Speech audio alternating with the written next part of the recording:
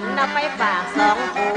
วเมียพามที่ปีนเพื่อนมันหน้าตาก่อนกำนั้นละผู้พามฟ้าลาแอวเตียวซอกหาเล่ร่อนละบ่มีวันคิดวันย้อนละมันเอาตั้งหน้าเป็นไปส่วนตามผัวเมียผู้เป็นเพื่อนละบัดตันนึกถึงเงื่อนไขนึกว่าผู้พามเท่าตายเลยเสียเอาเงินมันมาจ่าเห็นบ้านบ้านผัวพี่พามมันก็เดินตั้งปิ๊บมาแถมไม่ทวงเงินพี่มันนะฝากไว้ว่าจะมีเต้าใจจ้าส่วนผัวเมียหันหน้าทำท่าเปล่าว่าเลยบอก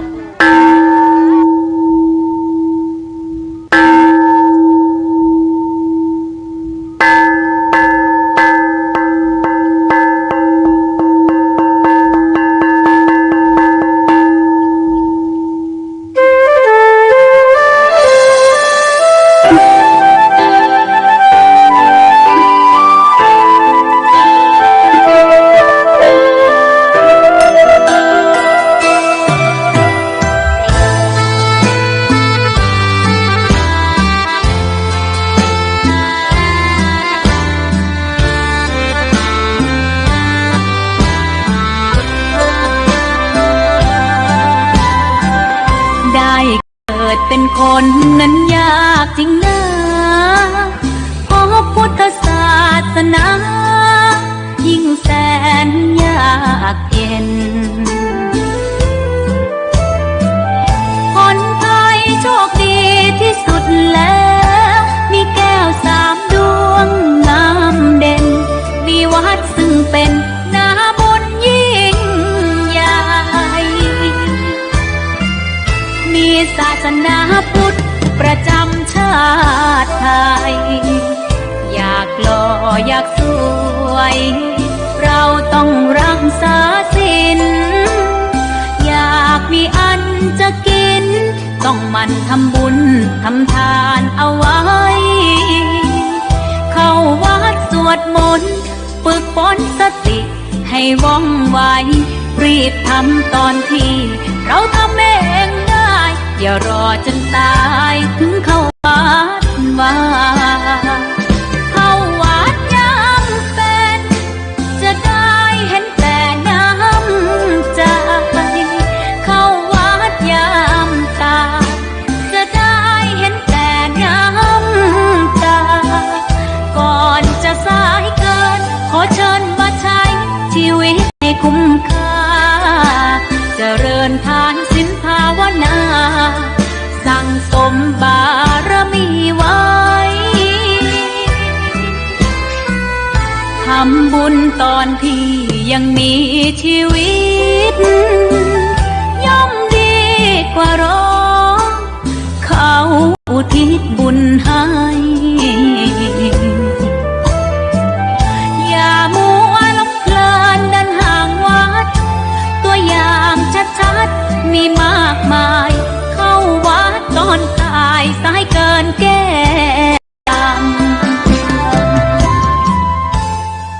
ขอถวายความเคารพพระมหาเถรานุเถระครูบาอาจารย์เจ้าทั้งหลายทุกตนทุกองค์เจริญสุขเจริญธรรมจงได้บังเกิดมีแก่ท่านสาธุชนพุทธบริษัททั้งหลายที่ได้สดับรับฟังสาระเสียงธรรมทางสถานีวิทยุคลื่น FM 104.50 เมกะเฮิรตซ์สถานีวิทยุธรรมคณะสงฆ์จังหวัดเชียงใหม่วัดฝ่ายหินตำบลสุเทพอำเภอเมืองจังหวัดเชียงใหม่โดยอาจารย์พระครูสมุวิสุวัฒน์วรกิจโจเป็นผู้อำนวยการสถานีเจ้าวาดวัดฝ่ายหินได้ลิงก์สัญญาณถ่ายทอดทางทีวีออนไลน์ไลฟ์สดของทีวีออนไลน์วัดฝ่ายหินเพจ Facebook วัดฝ่ายหินแล้วก็ที่ Facebook ของท่านพระครูปัญญาสังฆการผู้ดำเนินรายการในสารธรรมยามบ่าย ในวันนี้เป็นรายการเสียงธรรมวัดสลีโสดาพระอารามหลวงจังหวัดเชียงใหม่ได้เดินทางมามาพบกับท่านผู้ฟังทั้งหลายในกลางเดือนต้นเดือนจะเข้าสู่กลางเดือนสิงหาคมในวันนี้เป็นวันที่11สิงหาคมพุทธศักราช2568ก็ได้เวียนมาถึงเวลารายการของวัดสลีโสดาพระอารามหลวงจังหวัดเชียงใหม่ช่วงนี้อากาศฟ้าฝนที่เกิดอุทกภัยน้ำท่วมน้ำหลากตกฝนซึมก็เบาบางลงไปอากาศตอนนี้ตีนดอยสุเทพเจ้าก็มีแสงแดดเจิดจ้าความสว่างไสวไปทั่ววัดสลีโสดาอุชุวันพจน์ตีนดอยอ้อยจ้างในเมืองก็ยังบ่มีฟ้ามีฝนซึ่งช่องเจ้าก็ได้ลงไปได้ไปทำบุญ เพื่อได้ครบรอบวันเกิดคุณแม่จรูนทรงแสวงแล้วก็ตรงกับวันที่11สิงหาคมแต่ว่าเพิ่นได้ถึงแก่กรรมไปแล้วแต่ว่าลูกหลานได้ทำบุญเพื่อได้น้อมรำลึกถึงคุณแม่คุณพ่อที่ได้เสียชีวิตไปก็ได้เดินทางกลับมาวัดสลีโสดาถึงเวลาการออกอากาศก็ได้มีโอกาสได้มาพบกับท่านผู้ฟังการทำบุญถึงผู้ล่วงลับนับกันไปหรือว่าการอุทิศส่วนกุศลแด่ผู้วายชนหรือว่าปุพพเปตพีเป็นธรรมเนียมที่เจ้าพุทธเอากระทำสืบทอดกันมาวันครบรอบเป็นวันเสียชีวิต7 วัน50 วัน100 วัน1 ปีเหล่านี้ก็ดีก็เป็นโอกาสที่จะได้ทำบุญบุพเพเปตพีอุทิศส่วนกุศลให้กับผู้วายชนที่องค์พระสัมมาสัมพุทธเจ้าได้ ตรัสไว้เป็นเรื่องของบุพเพเปตพีเพื่อเป็นประโยชน์แก่คนละลาโลกไปซึ่งก็มีสำคัญในการบุพเพเปตพีทำบุญอุทิศให้ผู้ล่วงลับถือว่าเป็นหน้าที่ของคน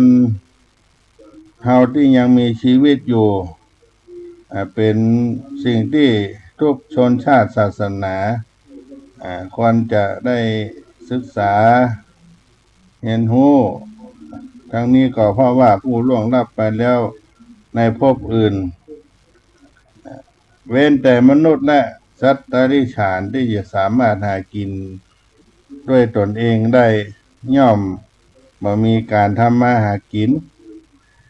ล่วงลับไปแล้วจะมีสภาพความเป็นอยู่อย่างใดก็ขึ้นอยู่กับกรรมดีกรรมชั่วที่กระทำไว้ตอนเป็นมนุษย์ได้อาศัยการทำบุญอุทิศให้ของผู้ที่ยังมีชีวิตอยู่ในโลกมนุษย์เท่านั้นอันหนึ่งการทำบุญอุทิศแก่ผู้ล่วงลับนั้นต้องทำกับผู้รับที่มีศีลมีธรรมด้วยพระภิกษุสามเณรอุบาสกอุบาสิกาที่ได้ปฏิบัติธรรมก็ดีเข้าถึงพระรัตนตรัยบุญนั้นจะถึงแก่ผู้ล่วงลับโดยแน่นอนตามภูมิตามกำเนิดที่สามารถจะรับผลบุญที่อุทิศให้แต่ถ้าทำกับผู้รับบ่มีศีลบ่มีธรรมบุญก็บ่ถึงแก่ผู้ตายส่วนกิจอื่นๆนั่นเช่นการโศการ่ำให้อาการแสดงถึงความโศกเศร้าการอ้อนวอนฝากเทพาอารักษ์เทพเจ้าได้ กระทำออกมาก็ถือว่าเป็นสิ่งที่แสดงออกในจิตในใจแต่ก็ยังบ่สมควรที่จะทำอาการเพราะว่าพระสัมมาสัมพุทธเจ้าพุทธได้สอนไว้มันมีประโยชน์แก่ผู้ที่ยังมีชีวิตและผู้ตายแต่ก็จะสิ้นเปลืองและเป็นแบบอย่าง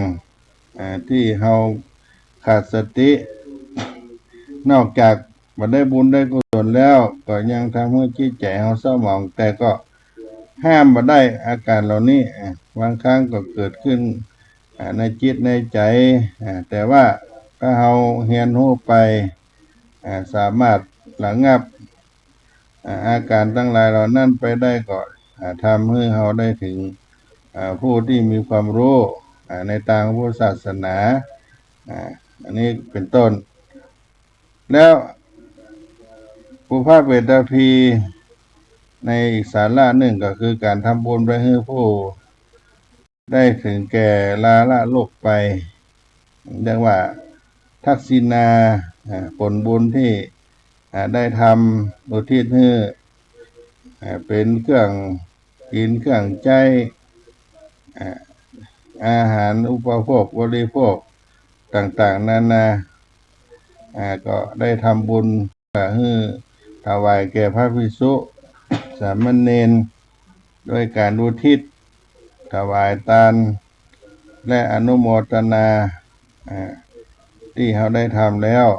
ทั้งหมดทั้งมวลนี้ก็เป็นการอุทิศส่วนกุศลไปให้ในองค์ประกอบที่ได้ทำบุญนั้นก็ถึงพร้อมด้วยทักขินัยยะบุคคลคือพระภิกษุสามเณรพระภิกษุสงฆ์ผู้มีศีลด้วยการทำบุญของทายกทั้งหลายอนุโมทนาทานของเปรตทั้งหลายนี่ก็ต้องมีองค์ประกอบคณะที่ได้ทำแล้วประกอบทั้งสามนั้นองค์ที่หนึ่งและสองขาดบ่ได้ส่วนองค์ที่สามอาจจะขาดได้เพราะแม้เปรตจะไม่อนุโมทนาบุญด้วยตนเองบุญที่ญาติอุทิศทานก็ยังไปถึงหากมีผู้สงสัยว่าเปรตจำพวกไหนบ้างที่สามารถได้รับผลบุญที่หมู่ญาติอุทิศให้อันท่ากระหารเจ้าทั้งหลายได้ถามนี้ไว้ว่าดูก่อนพราหมณ์ท่านนั้นย่อมสำเร็จผลแก่สัตว์ผู้ตั้งอยู่ในปิติวิสัยใดปิติวิสัยนั้นแลเป็นฐานะดังนี้ทักษิณาที่สำเร็จผลในฐานะนั้นอันแตกต่างกันด้วยประเภทแห่งเปรตได้แก่คัปปิปาสิกาเปรตวันตาสาเปรตปะละทัตโตชีวิเปรตและนิชฌามะตันหิกาเปรตเป็นต้นสรุปก็คือเปรตทุกจำพวกสามารถรับผลบุญที่ญาติอุทิศให้ได้ส่วนอันที่สามฐานะแห่งการได้ทำบุญเป็นพระเปตพีตามคำสอนของพระสัมมาสัมพุทธเจ้าวันเวลาที่เราจะได้ทำบุญให้แก่ผู้ละโลกนั้นเป็นพิเศษโอกาสที่คนโบราณผู้มีปัญญานิยมทำกันก็ได้คือการทำบุญที่เราได้เป็นประเพณีที่ดีงามที่สืบกันมาในปัจจุบันนี้วันสำคัญนั่นก็คือวันครบรอบวันตาย50 วัน100 วัน7 วันตั้งหลายเหล่านี้วันพระวันศีลก็ดีหรือว่าวันที่เราพร้อมที่จะได้ทำบุญที่ลูกที่หลานได้มีโอกาสมาพร้อมหน้าพร้อมตากันก็ดีเป็นพิเศษอันนี้ก็ได้ทำบุญให้กับผู้ที่ได้ล่วงรับขันไปเหล่านี้เป็นต้น วันพระวันสำคัญทางพุทธศาสนาก็เป็นวันหยุดที่ชาวพุทธเราได้มีโอกาสเข้าวัดทำบุญให้ผู้ที่ได้ล่วงลับดับขันไปก็ดี อันนี้ก็สามารถทำได้ และวันครบรอบวันตาย7 วัน50 วัน100 วันเหล่านี้เป็นต้นก็จะเป็นการส่วนที่ให้ญาติได้ทำบุญอุทิศให้ถ้าเป็น7 วันคนตายได้ครบรอบ7 วันผู้ที่ตายใจบะใส่ว่าหมองคณะตายบุญไม่ทำกรรมไม่สร้างผู้ตายก็จะเวียนวนอยู่ในโลกมนุษย์7 วันใน7 วันนี้บุญบาปที่จะยังส่งผลทันทีพอครบ7 วันเจ้าหน้าที่ก็จะมารับตั๋วไปในสถานที่จะต้องไปถ้าเป็นเทวดาก็ได้ทำผลดีถ้าทำผลชั่วก็ไปที่อบายภูมิก็มารับเอาไปอย่างนี้เป็นต้นในครบรอบ50 วันก็ลาโลกไปผู้ตายถูกเจ้าหน้าที่ยมโลกพาไปยมโลกแล้วช่วงระยะเวลา50 วันหลังตายคือช่วงเวลาที่ผู้ตายถูกลากตัวจากโลกมนุษย์ไปยมโลกไปรอคอยกันพิพากษาตั้งแต่เริ่มต้นเข้าพบพญายมราชพญายมราชก็เป็นเทวดาในชั้นจตุมหาราชิกาเป็นผู้พิพากษาในยมโลกมีหน้าที่พิจารณาบุญบาปลงทันทรมานสัตว์นรกสมัยเป็นมนุษย์มีกรรมเกี่ยวพันกับกฎหมายชอบตัดสินคดีความด้วยความซื่อสัตย์และทำบุญทำบาปบุญบ่มากบาปบ่นักก็จะต้องสลับช่วงเวลามาทำหน้าที่ในยมโลกเสวยสุขในวิมานชั้นจตุมหาราชิกาบ้างอันนี้เป็นผู้ตัดสินพิพากษายมราชเป็นเทวดาในชั้นจตุมหาราชิกาใน50 วันครบรอบ100 วันก็กำลังถูกพิพากษาพญายมราชจะซักถามความประพฤติสมัยยังเป็นคนเป็นมนุษย์ได้รับคำพิพากษาแล้วจะส่งไปเกิดเป็นอย่างต่อไปเกิดไปในยมโลกในอุสุสัตตนรกมหานรกไปเป็นมนุษย์เป็นเทวดาเป็นเพศเป็นอสุรกายยตาลิฉานก็ที่ปรากฏในภพหน้าภาพหน้าเป็นบัลลังก์ของพญายมราชช่วงนี้ถ้าญาติอุทิศทำบุญให้ก็ยังได้รับบุญได้เพราะยังไม่ได้รับคำพิพากษานี่ก็เป็นเพียงหลักการส่วนใหญ่หัวใจทั้งหมดทั้งมวลฉะนั้นญาติมิตรผู้ยังมีชีวิตอยู่ในโลกมนุษย์ก็จึงควรศึกษาอุทิศส่วนกุศลไปให้ผู้ได้ล่วงลับดับขันตามกุศลที่ถูกต้องอันที่4ในบุพเพเปตพีก็รำลึกถึงผู้ไกลใกล้ที่จะละโลกไปก็หมายถ้าสมัยที่ผู้ตายยังมีชีวิตอยู่บ่เคยศึกษาธรรมะในพระพุทธศาสนาศึกษาแต่ผิวเผินเพราะความบ่ใส่ใจบ่ทุ่มเทในการประกอบบุญกุศลโลกนี้เมื่อละโลกไปแล้วถึงแม้มีผู้ที่ส่งกุศลแต่ว่าตนอนุโมทนาบุญบ่เป็นย่อมบ่ได้รับส่วนบุญที่ควรนี่ก็ถือเป็นข้อผิดพลาดข้อที่1ก็คือญาติทำบุญไปให้ก็ได้บุญบ่มากแต่ถ้าญาติไม่ทำบุญก็ให้อดลูกหลานทะเลาะแข่งแย่งสมบัติพัสถานเราได้หารได้ยินฮู้กันทั่วไปพ่อแม่ถ้าอย่าตายลูกหลานก็มาแย่งทรัพย์สินสมบัติบางทีก็ฆ่าลาพันกันแต่งกันพ่อแม่ก็มีทำร้ายพ่อแม่ตนเองก็ต้องเป็นทุกข์ใจก่อนตายเพราะสมบัติของตนเป็นเหตุเมื่อตายไปมีไผอุทิศส่วนกุศลให้ ก็เพ่อตนบ่ได้คบหาบัณฑิตทางธรรมและบ่เคยทำแบบอย่างไว้เป็น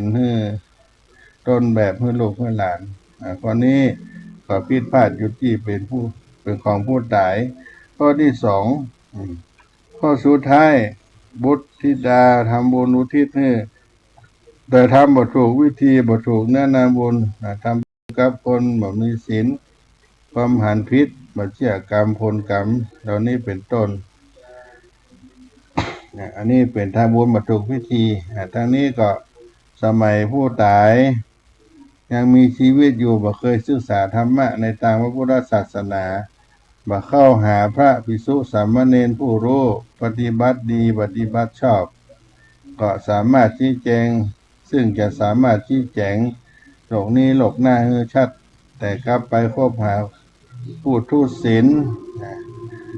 คบหานักบวชอื่นพระภิกษุผู้ศาสนาชนที่บ่เชื่อเรื่องโลกนี้โลกหน้าซึ่งบ่มีความรู้เรื่องวิธีอุทิศส่วนกุศลมุทิตาก็ได้แบบอย่างที่บ่ถูกต้องเมื่อถึงคราวต้องทำบุญให้ทานผู้ตายจึงก็ทำบ่ถูกวิธีเช่นนี้นี่ก็เป็นข้อพิพาทข้อที่สามของผู้ตายเรื่องของการทำบุญบุพเพพีอุทิศส่วนบุญกุศลให้ผู้ตายในการบุพเพ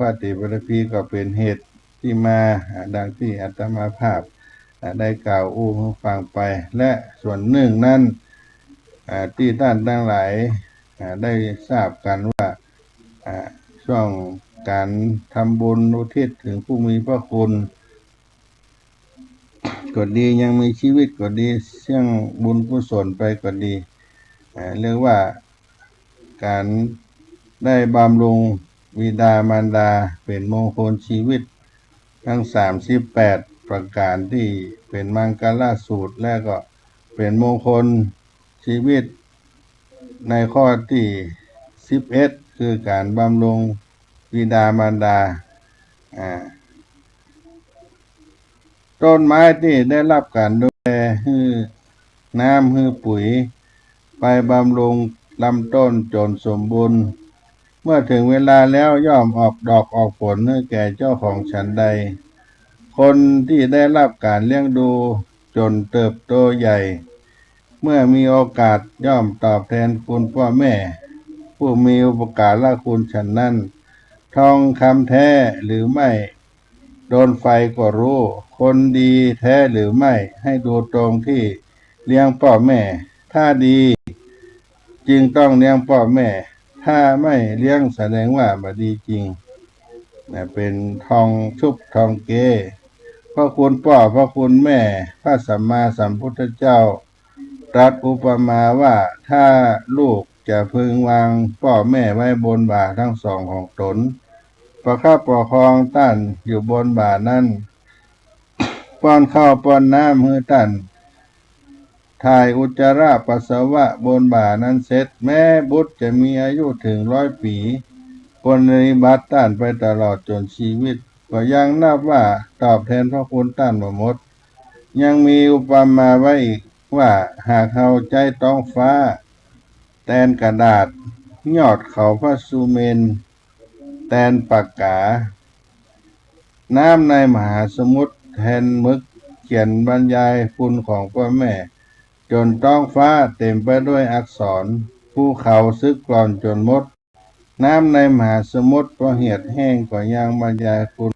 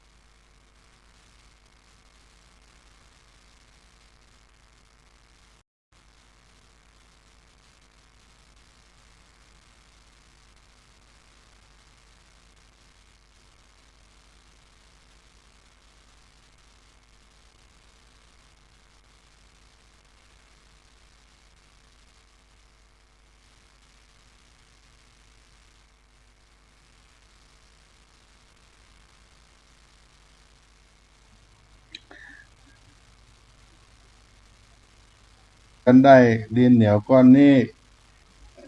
ก็ทำให้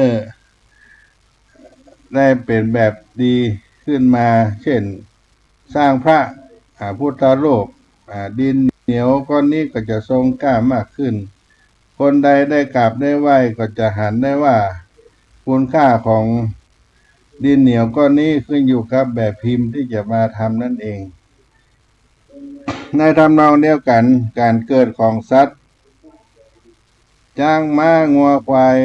ทั้งหลายเหล่านี้เป็นต้นแม้จะมีปัญญาติดตัวมามากสักปานใดก็บ่สามารถทำความดีได้เต็มที่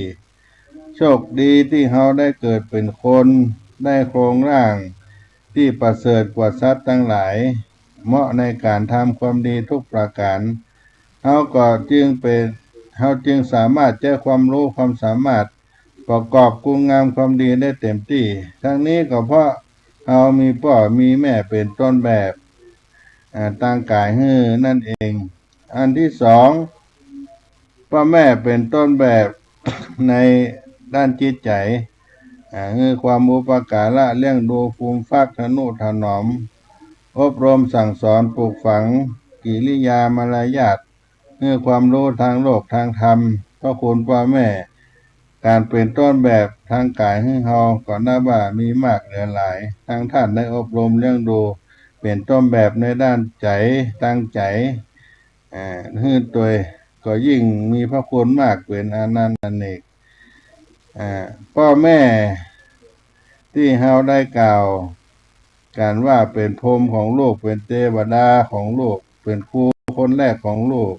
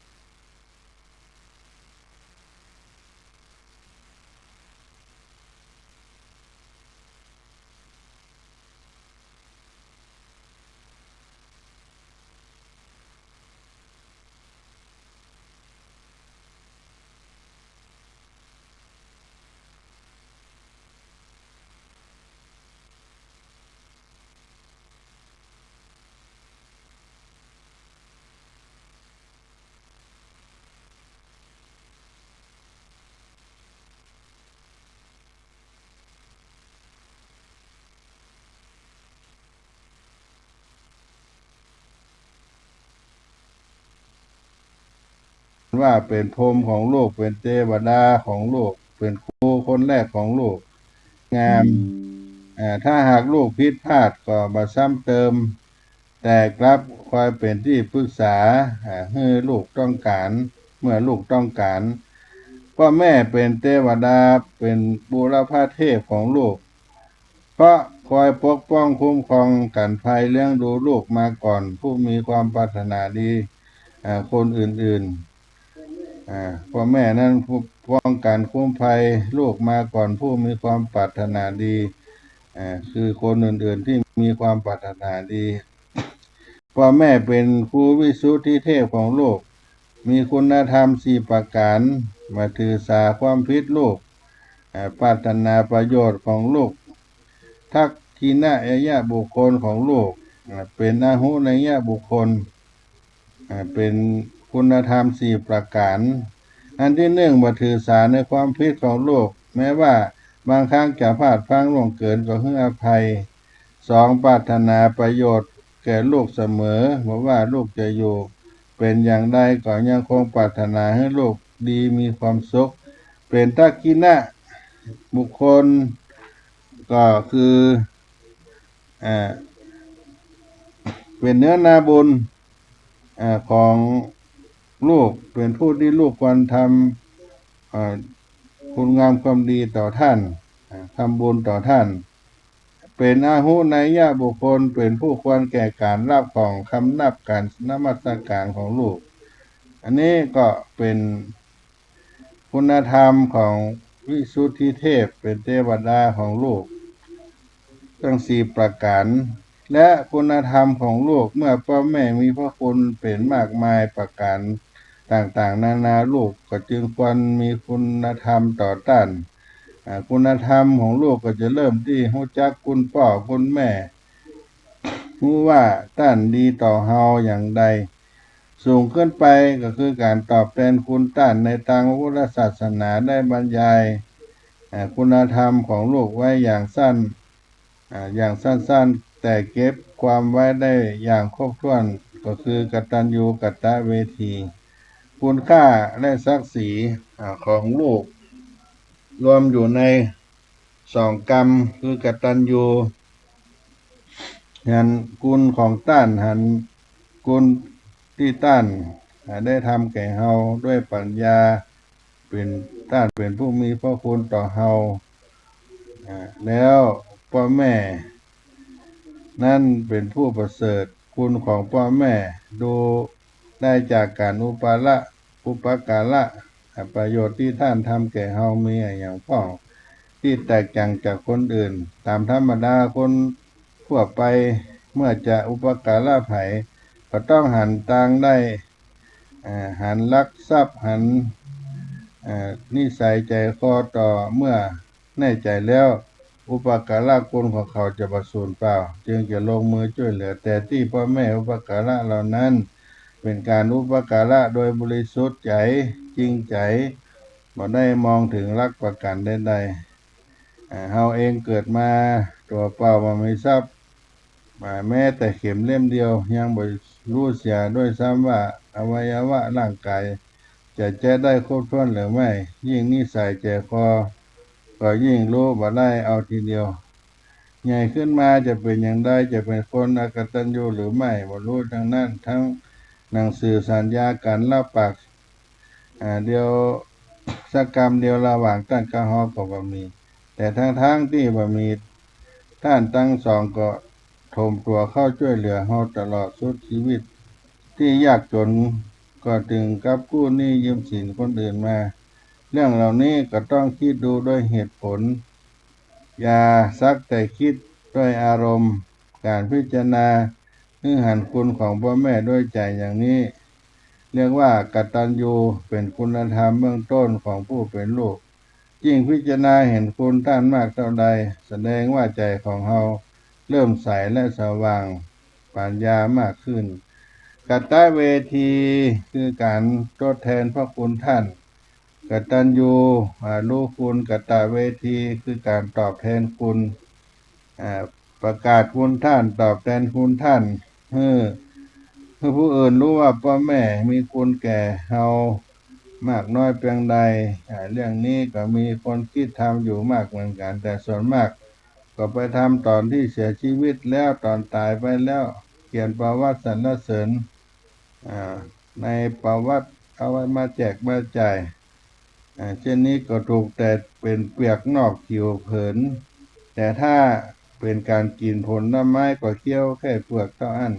ยังบ่ทำเลที่จะประกาศคุณพ่อคุณแม่สำคัญกว่านี้ก็คือตัวเรานี่เองคนเฮาทุกคนคือตัวแทนของพ่อแม่เลือดก็แบ่งจากท่านเนื้อก็แบ่งจากท่านตลอดจนนิสัยใจคอที่ได้รับการอบรมถ่ายทอดมาจากท่านความประพฤติของตัวเรานี้จะเป็นเครื่องประกาศคุณพ่อแม่อย่างชัดแจ้งที่สุดบ่ใช่อยู่ที่หนังสือแจกบ่ใช่อยู่ที่หีบศพบนเชิงตะกอนแต่อยู่ที่ตัวเราหากพิมพ์ข้อความไว้ในหนังสือแจกว่าคุณพ่อคุณแม่เป็นคนตั้งอยู่ในศีลในธรรมแต่ตัวเฮาประพฤติบ่ดีบ่งามบ่มีศีลมีธรรมบ่สนใจรักษาศีลธรรมก็บ่ดีเป็นคนที่ประพฤติตัวเป็นคนบ่ดีอย่างนี้คุณค่าของการสรรเสริญพ่อแม่ก็ลดน้ำหนักลงไปกลายเป็นว่ามอบหน้าที่ให้การกตเวทีประกาศคุณพ่อคุณแม่หนังสือทำแทนกระดาษเครื่องพิมพ์แสดงกตเวทีแทนตัวเรากับประจานพ่อแม่ตัวเฮาเองอย่างน้อยที่สุดก็ประจานแก่ชาวบ้านว่าพ่อแม่ของเฮาเลี้ยงดูเฮาบ่เป็นภาษาพ่อแม่ของไผก็รักเมื่อฮักท่านก็ประกาศคุณงามคนดีของท่าน ประกาศด้วยความดีของตัวเฮาตั้งแต่เดี๋ยวนี้ท่านยังมีชีวิตอยู่ประกาศคุณของเฮาจะให้ท่านมีความสุขใจยิ่งส่วนใหญ่จะประพันธ์สรรเสริญพ่อแม่พิมพ์แจกหนังสือนั่นก็เป็นประเด็นเบตเตอร์เลสจะทำก็ได้บ่ทำก็ได้บ่เสียหายเพราะว่าเฮาจะตั้งใจประกาศคุณท่านหรือไม่ความประพฤติของเฮาก็เป็นตัวประกาศคุณท่านอยู่ในตัวอยู่แล้วตลอดเวลาจะดีจะบ่ดีเฮาก็คิดเองเป็นการประกาศคุณพ่อคุณแม่ไปให้คนทั้งหลายได้ฮู้ได้หันเพราะฉะนั้นการที่เฮาได้ตอบแทนคุณพ่อแม่เมื่อท่านยังมีชีวิตอยู่ท่านล่วงลับไปก็อยู่2ช่วงเวลาช่วยเหลือท่านในการในงานเลี้ยงดูท่านยามเมื่อเพิ่นมีชีวิตอยู่อันนี้เป็นอันที่1ได้ปฏิบัติท่านได้ความสะดวกสบายใจ2เมื่อท่านได้ลาลับล่วงลับไปขันไปแล้วจะจัดการกินการต้านส่งสการงานศพมื้อท่านได้ด้วยดีที่สุดเท่าที่เราจะทำได้แล้วอานิสงส์ในการบำรุงพ่อแม่บิดามารดาก็จะให้เรามีอานิสงส์มีความอดทนมีสติรอบคอบมีเหตุมีผลให้พ้นทุกภัยมีลาภภะแคล้วคลาดพยันตรายในยามคับขันเทพพยดาก็ดูแลรักษาได้รับการสรรเสริญแก่คนทั้งหลายมีความเจริญก้าวหน้าเป็นลูกที่ดีมีความสุขและเป็นแบบอย่างให้กับคนอื่นเพราะการดูแลพ่อแม่บัณฑิตทั้งหลายย่อมสรรเสริญคนที่ทำดีต่อพ่อต่อแม่ปฏิบัติต่อพ่อต่อแม่ถึงแม้จะลาละโลกไปชื่อเสียงก็ยังอยู่บุญกุศลก็ทำให้ไปเกิดในชั้นสวรรค์เป็นเทพบุตรเทวดาก็การระลึกถึงคุณพ่อคุณแม่เรียกว่าเป็นมงคลต่อชีวิตของเฮาได้มาเล่าอู้สู่กันฟังกันก่อนในช่วงต้นรายการที่ได้เล่าอู้กันในภาคบ่ายวันนี้ได้มาอู้มาจากับพี่น้องท่านคนฟังทั้งหลายในช่วงบ่ายก็พักกันสักคำก่อนเนาะ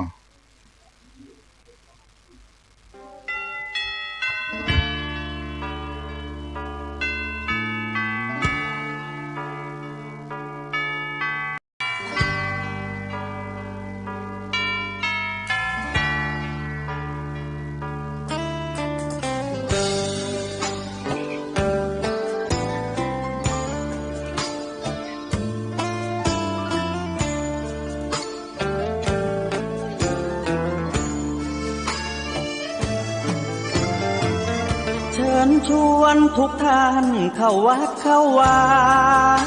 ฟังธรรมะจากหลวงตาเสริมชีวาให้สุขสดใสยึดมั่นหลักธรรมคำสอนไว้ให้ขึ้นใจ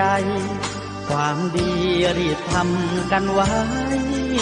หญิงชายอย่าได้นายนี้เชิญชวนทุกท่านเข้าวัดเข้าวาทำบุญด้วยจิตศรัทธาบุญพาให้เราสุขีจะทำการใดนำใช้ในสิ่งดีทำบุญให้ทานวันนี้ไม่มีใครว่าใครชังสมัยก่อนประทับใจปู่ย่าตายายวันพระไม่เคยเบื่อหน่ายจำได้ไม่ลืมสักครั้งเหตุใดวันนี้มีคนเข้าวัดน้อยจังอยากให้เหมือนก่อนอีกครั้งฝากความหวังกับคนรุ่นใหม่ชวนทุกท่านเข้าวัดเข้าวา รับศีลรับพอหลวงตาเสริมคุณค่าให้กับจิตใจ กระทำความดี เรื่องนี้ไม่ต้องอายใคร ว่างจากการงานเมื่อใด เชิญชวนท่านไปทำบุญ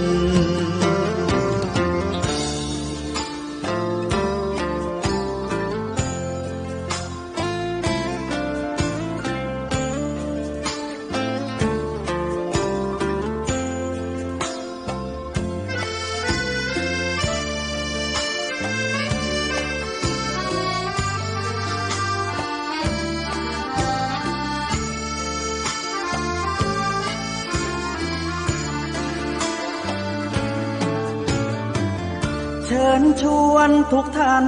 เข้าวัดเข้าวารับศีลรับพอหลวงตาเสริมคุณค่าให้กับจิตใจ กระทำความดี เรื่องนี้ไม่ต้องอายใคร ว่างจากการงานเมื่อใด เชิญชวนท่านไปทำบุญ กระทำความดี เรื่องนี้ไม่ต้องอายใคร ฝากเพลงเชิญชวนหญิงชายอย่าอายเรื่องการทำบุญ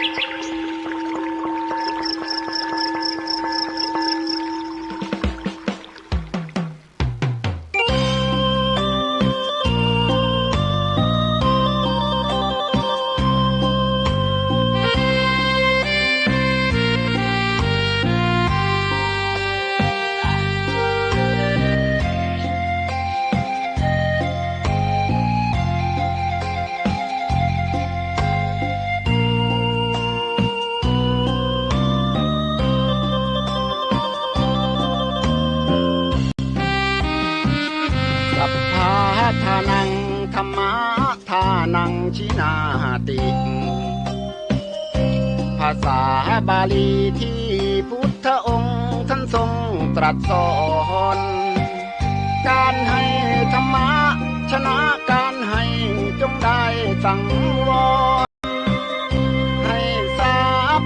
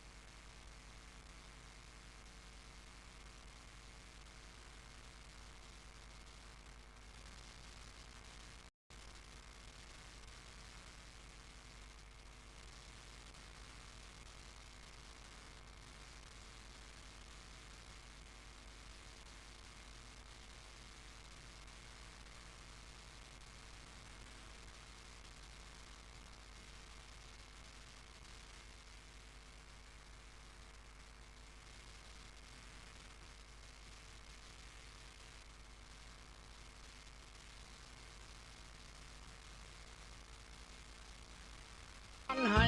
จงได้สังวรให้ทราบภายในชะล้างจิต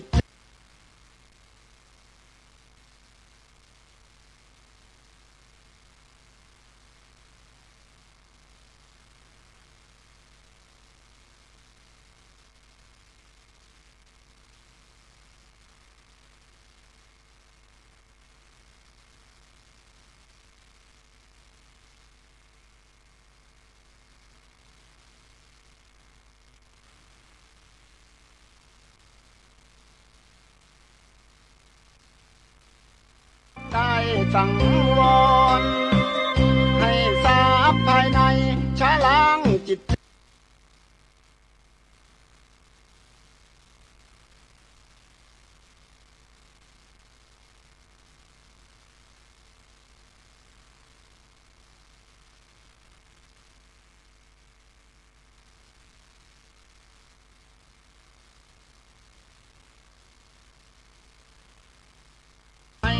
จงได้สังว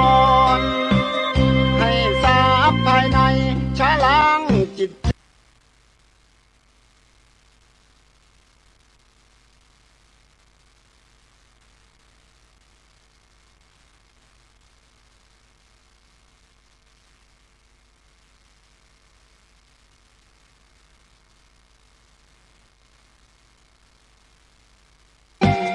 การให้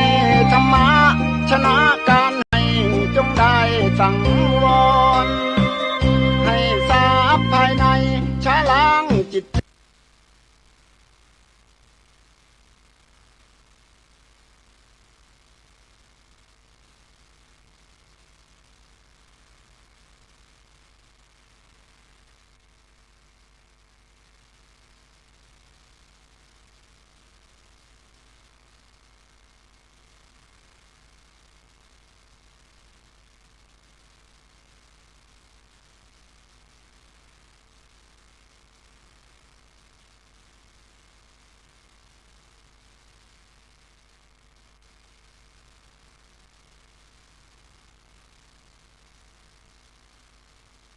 สัง